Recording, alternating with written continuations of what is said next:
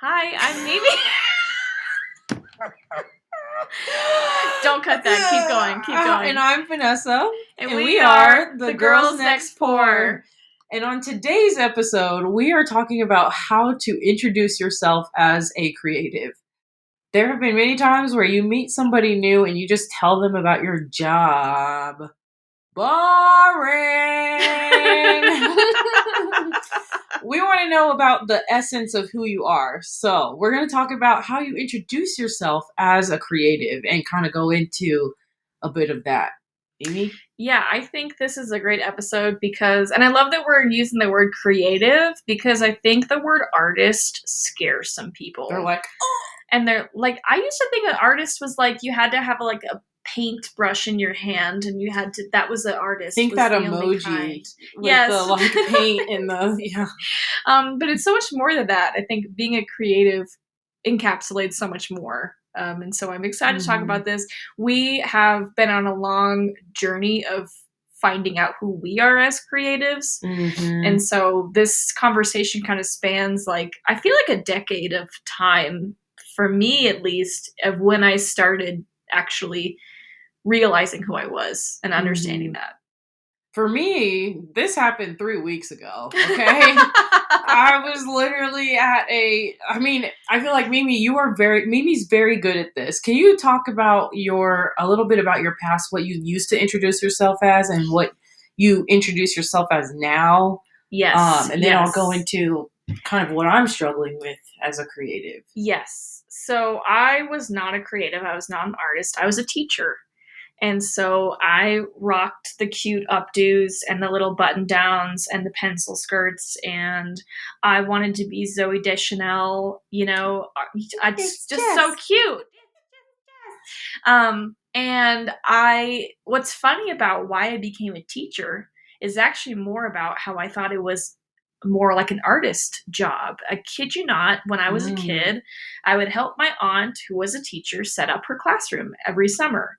And she'd pay me in cheeseburgers. And I would literally go out into her classroom and I would set up every bulletin board, every background, every poster on the wall would be put into place by me. I was an interior decorator. And I was like, that's what teaching is. Interior decorating. I have a whole classroom. I can decorate. And you should have seen my room. My classroom was so stunning. It was so cute. It was polka dots. It was, historical photos. It was memes. I had cute memes on the wall. I had pens that my friend made for me with flowers, taped to the ends of them. I shit you not. By the end of the year, my shit was ripped all the way off the walls. Those kids decimated my gorgeous classroom. Your classroom is just it's like a war zone. It was in shambles. I mean, I had this thing on my desk, on my teaching desk. It was actually just a ribbon, and it was like a canvas ribbon, but it had the metal kind of wires where you could shape it, right? So it had the wires kind of at the ends of the ribbon, and it was pretty wide, right? For those of you who are not watching on video, it was about, 2.5 inches wide, polka dot ribbon, just kind of accenting my desk. And I pulled that thing out at the end of the year, and that wire was ripped all the way out of the ribbon. It was poking out. It was stabbed. And I was just like, these animals, they destroyed me. What happened, dear? No, I was not an artist. No, I was not a creative. I was very creative in decorating my classroom. I was very creative in how I did my lesson plans and how I was in the classroom. I was an actor. Don't get it twisted. I was an actor and a comedian. The entire 2 years I was a teacher because I was on stage every day with those kids, and I was busting my ass trying to get them to listen to me. Just picture me up there, 7 a.m. Kids just one eye open, looking at their phone, eating a bag of flaming hot Cheetos. It was a living nightmare. So no, what I did was I started writing at the onset of my brain injury, which was right as I started teaching. I think there is a correlation that teaching almost killed me. I think that is true. But I started capturing my journey, and I was writing a book, and I put that in air quotes because it was kind of a joke. And I was Mm. writing a book, but I wasn't telling anybody. Well, maybe you know what? I think I told a few people, but it was mostly in the cover of darkness that I was writing this book, and it was a secret to everybody, you know. And I was writing this book, and I was starting to do stand-up comedy. But again, I wasn't really telling people that I was doing those things. I was just kind of doing them because I wasn't even sure what I was doing. And it took a couple years of writing and being a comedian before I was like, oh, I'm actually this thing. And that's a long Mm. way of just saying it does take a while to feel like you are living and breathing this identity, Mm-hmm. you know? But you're 3 weeks in. Let's hear it. What are you? Who Yeah. are you? Tell Yes, us who's on the yes. line with us today. I'm Vanessa Simone. No, okay, so let me give you the backstory. So I in 2014 is when I graduated college. I went to school for my engineering degree, and that was mostly because I didn't know what I wanted to do, and my parents were engineers, so I did that. And again, being immigrant household, that's what you do. But as soon as I graduated, I remember and getting my first job, and I was like, this sucks. This literally sucks. So I remember I wanted to get more into the creative realm, and at the time I loved fashion. I was a fashionista, fashion connoisseur, every type of thing. So I googled every fashion event in Denver, and for 1 year I went to almost every single fashion event that was held here in Denver. I made so many connections. I used to help with Denver Fashion Week. There used to be massive fashion week. There was Color of Fashion. There was so many different fashion events going on. I think there was Fierce in the City, and I knew every single fashion thing that was going on. And that really ignited a fire in me because I thought, oh my gosh, this is so fun to do this on the side. So I would go to my job. Mind you, I lived in South Denver, so I had to be in Boulder every morning by 7 a.m. So 5:30 I'd be up and pretty much drive an hour and a half to be at work, and then didn't get off till 4. And then I would go to these events straight after work till like 11 p.m. And then I remember later on, I would also work that same job, but then I'd go to Forever 21 because I really wanted to just like, what is it like to work retail? And I remember working that for a while. But I really loved the fashion space. The people were amazing. They were so creative. The designers made these beautiful pieces of clothing and just gowns and everything. And I remember I loved that so much. And then fast forward, I moved to New York in like 2018, and I was kind of a mixture of things. So I love doing photography, and I love doing like content creation or influencing, whatever you want to call it. In the influencer space, if you're not a content creator and influencer, you probably have heard influencer and you have like a negative connotation with that.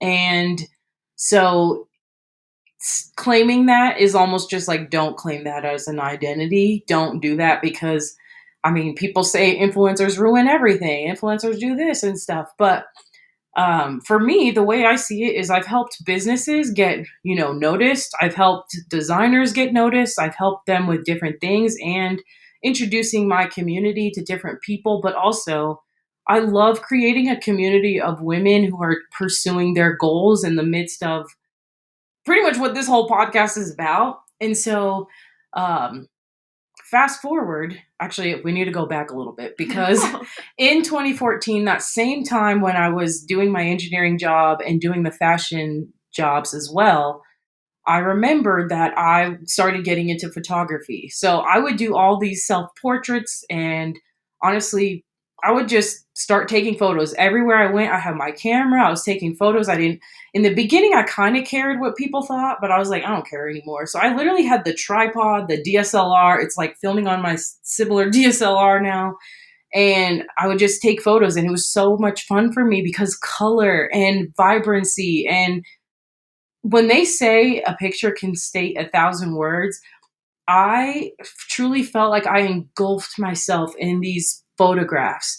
whether it was me or whether it was taking photos down the street or whatever. No, you I took photos of loved. me. Oh yeah, Some I've nice taken photos of photos me. of Mimi and her on her rooftop in Brooklyn. We're just like her hair is like flying in the wind. It's so cool. I wish. Hopefully, we can insert stuff. Yeah. Yeah, but and so I loved photography because I also took an aptitude test, and color is one of my aptitudes, because in that aptitude test you have to line up. They give you like 40, 50 colors, and you have to line them up in almost an ombre of the rainbow.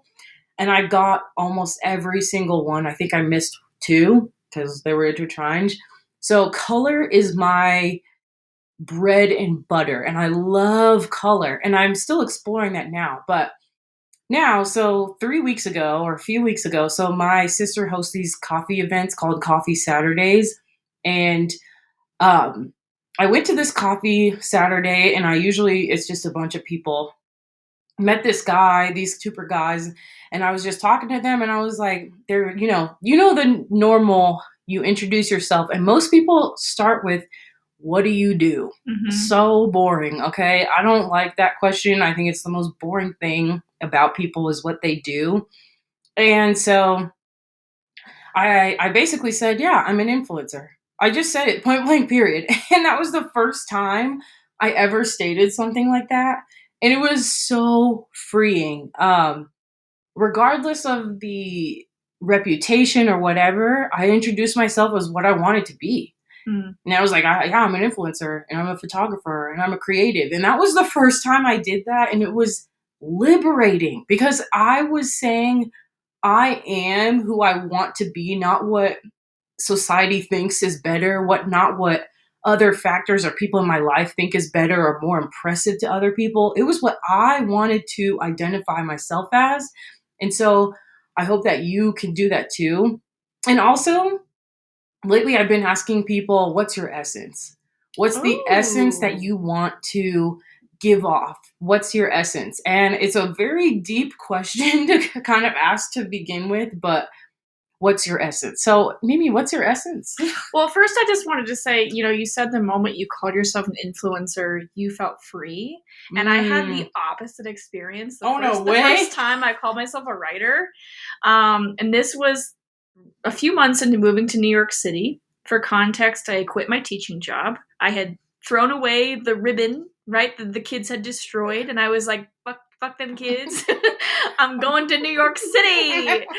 And I had packed 2 bags and I moved in 2017. And I had no idea what the hell I was doing. I just knew that I had written this book and that it was real now. It was not just in air quotes, it was an actual book.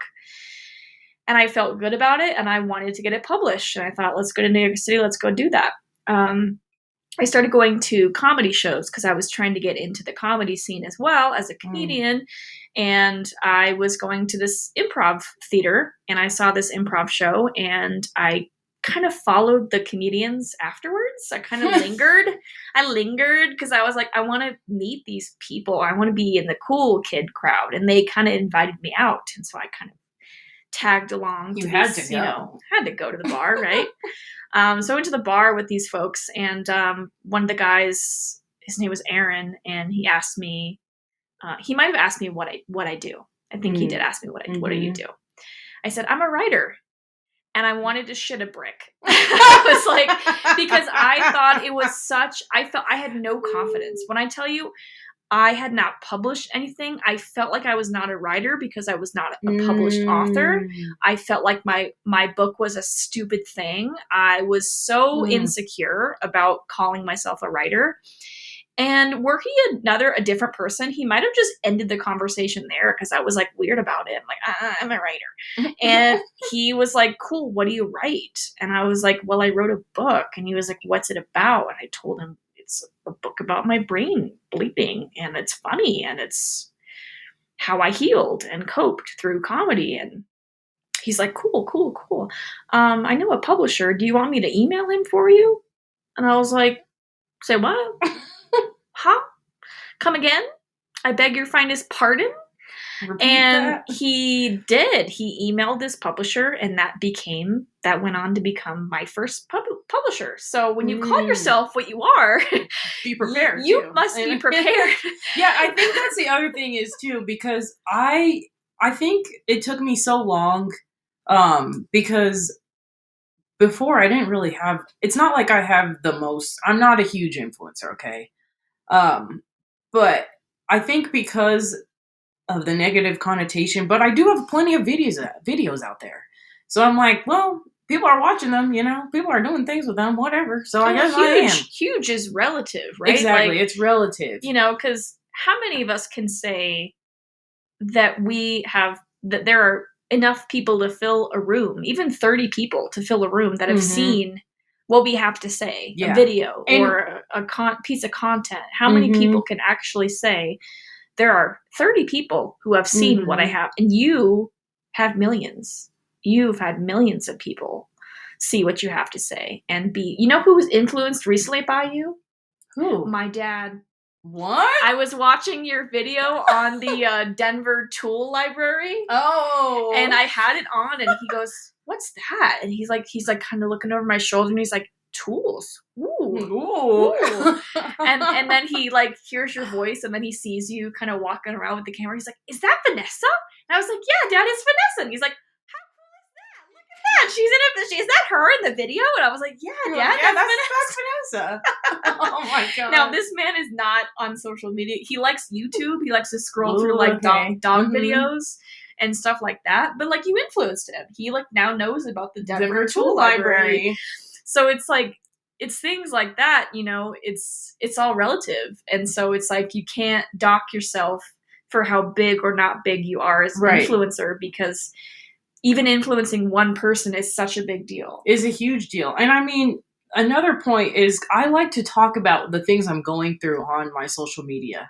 And I've had messages of women being like, I'm going through the same thing, or I didn't know that this existed, or I wish I had the words to say what you just said, and so it's almost, and I love that. I love speaking my mind and speaking what's going on, because there's somebody out there who might relate.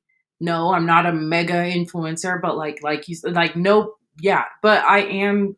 People are watching these videos, and I'm learning that every day I'm putting myself out there.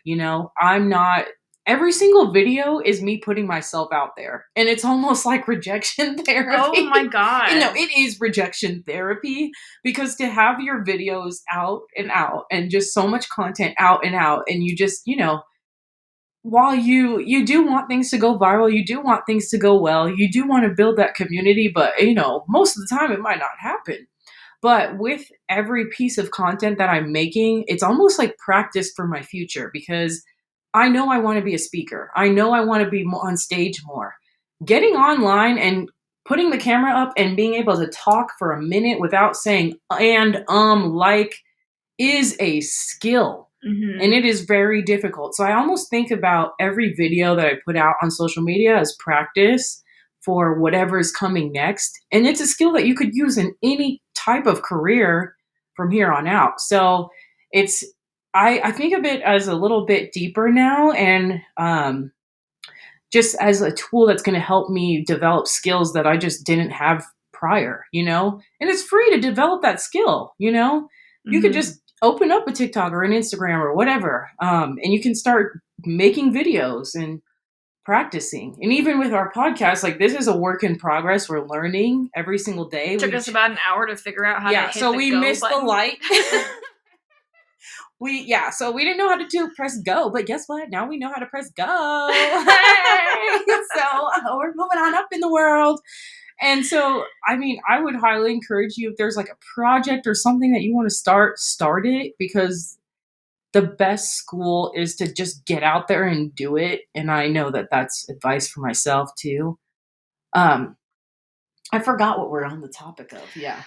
Just telling people about your passions. Yeah. And I think that something you touched on too is that when you have the courage to do the thing, whether it's make the TikTok or tell the joke on stage or put the piece of art up on your social media, when you have the courage to do that, you open up the possibility that somebody else could see that and they could be courageous for themselves, and they could say, hey, well, she's doing it.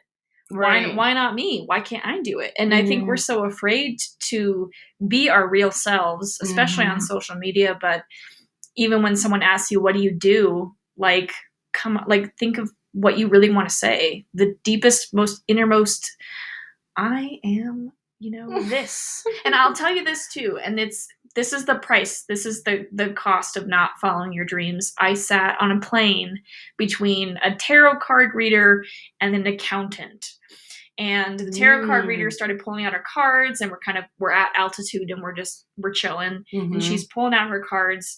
And I had just kind of gotten into tarot myself. And so I'm super interested and I want her to read my cards, but I'm, just kind of like watching, and she's doing her cards.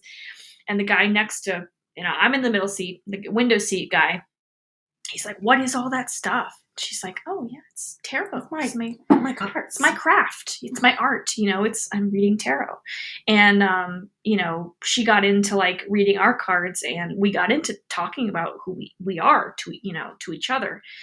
And I said, what's your story? I asked the guy, what's your story? This is Mimi's like go-to question, and I love that. Yeah, I said, what's your story? Because that could be anything. Someone could say, well, I was born on a stormy day and it was a Tuesday. They could start from the top, or they could tell you a story about something that happened yesterday, or they could just give you a vibe. And so he said, well, he did answer with his job. He said, I'm an accountant. But he said, you know what I really want to be? And I was like, ooh, tell me, buddy.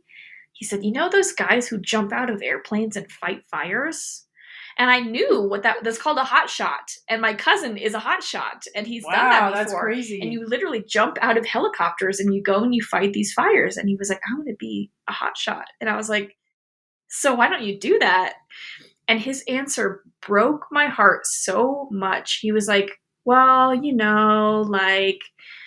I would take a pay cut, and I wouldn't be able to afford my lifestyle. And mind you, we're on a Southwest flight, okay? We're not on a private jet. So I'm like, what the fuck are you talking about? Afford your lifestyle, okay? Your Southwest lifestyle? Southwest. Southwest, we love you though, okay? We do love you. Thanks so much.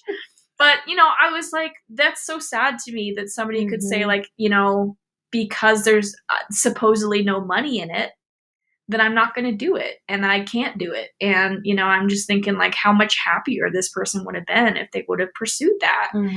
And it broke my heart a little bit, but I was glad I asked him what his story was and not just like what he did, because he would have bored himself to tears. I'm sorry. That's very boring. And when people give me those careers and they just talk about their jobs, and it's just like, okay, data science. All right, cool. Next. What's your hobby though? What do you do when you're alone? What do you do for fun? I asked that too. What do you do for fun? What do you do for yourself? What hobbies do you have? And that gets people a bit more excited, because some of them are not following their dreams. They're just following the status quo. Yeah. And and another question is like, what lights your soul on fire, and kind of going off of, not the consequences per se, but the perks of putting yourself out there and your dreams is it makes you build that network of the kind of dreams that you want. Like Mimi put herself out there and said like, oh yeah, I am a writer. And that man said, I know a publisher. Would you like me to do that? If she didn't do that, her first book might not have been published, So it is taking a leap, even though it feels terrifying, it feels scary. But I've also gotten in crazy cool situations because I put myself out on the internet. I've got invited to launches of brand new hotels and restaurants and got to showcase them. I've gone on brand trips and things. And that was 30 years ago. That wasn't a thing for people like me. Like a normal, regular, degular couldn't just, like, that was reserved for celebrities. We live in the day and age where we have access to be able to kind of make and curate our lives. Like, and I mean, to that, accountant's point, like, I feel bad because I get it. Like, the economy sucks, but it's like, there are so many people who are living their dream, even in spite of whatever. Yeah. In spite of what's going on, and I mean, I feel like sometimes I feel like I do that too, where I'm like, oh, I can't quit because like the finances, but having to remember, your dream is way more important That's than the just one money. small part of it, and it feels like the most important part. It feels like that because we make it that way. Like, there are probably things that man doesn't need to live with, that he, like the nice car, the what brilliant, amazing home or whatever. I don't need the nicest house, the nicest car, whatever. I'm even downsizing. We'll talk about that on a different day. But yeah, there's so many different things that you can do to still pursue your dreams. But yeah, so I want to talk about the thing that keeps us from speaking our truth, which is judgment. And often that comes from the people who are supposed to support us the most and love us the most. Do you have any insight on what to do if you accidentally tell somebody who you shouldn't have told who you really are and they have something to say about it? Yeah. I mean, that actually happened to me recently. I told somebody who has always been there for me, actually, about this dream that I have. And I remember their face when I told them. And usually, this person who was always supportive, it almost like was a hint of like disappointment and jealousy. And it was shocking coming from that person. And so I almost realized, okay, sometimes there are dreams that you need to protect and things that you need to protect from people. And sometimes to tell a stranger is harmless. And so, yeah, that was an interesting encounter that I had about a couple months ago. That's super unfortunate. Yeah, it is very unfortunate because I really love that person and, want them and their dreams to go ahead and succeed. But it kind of brings me to what we want to give you guys. So think about a dream or think about, how you want to introduce yourself. If you're thinking about your dream life and what you want to be identified as, whether it's a writer, a singer, an actress, a comedian, a influencer, a content creator, a photographer, whatever it is, think about that thing. And in this next week, introduce yourself to a stranger as that thing and talk to them. And also, I'm going to add on to that, but also ask them a different question than what do you do? What is your story? What is your essence? What lights up your soul? What makes you come alive? What are your hobbies? Anything but your 9 to 5. We don't need to talk about that. And I would say, think of find a stranger to tell your story to, right? And be open to what that could do for you, right? Just remain open. Don't have any expectations going into it. Don't be like, oh my gosh, this is going to publish my book. This is how I'm going to become like the next big movie on Netflix, It's probably not going to happen that way, but you might be surprised. So just remain open. And then I also want to add, put a person in your mind who you are not going to tell this information to, who you are going to protect this information from, because it is not a reflection on you. It is a reflection on them and where they are in their lives, and maybe some jealousy, maybe some, well, there's no way I can follow my dreams. So what business does that person have following theirs? There could be anything. So just have a barrier around something and someone. And it's not out of, malice. It's just like, I'm protecting myself from that energy, because the last thing you want is judgment. The last thing you want is to be in that situation where someone's like, what? No, don't do that. And so just see if there's a way you can shift, if it does come up, shift the conversation, make it about them, right? It's when you're at a loss, just make it about them. Make it about them. Just have everyone loves talking about themselves, so make it about them. They do. So that's our challenge for you this week. This has been the second episode. We are so excited. We're learning. We're flying by the seat of our pantaloons. I don't have pants on.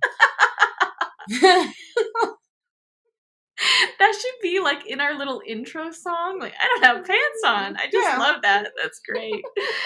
All right. I am wearing pants. My name is Mimi Hayes. And I'm Vanessa Simone. And this has been The Girls Next Pour.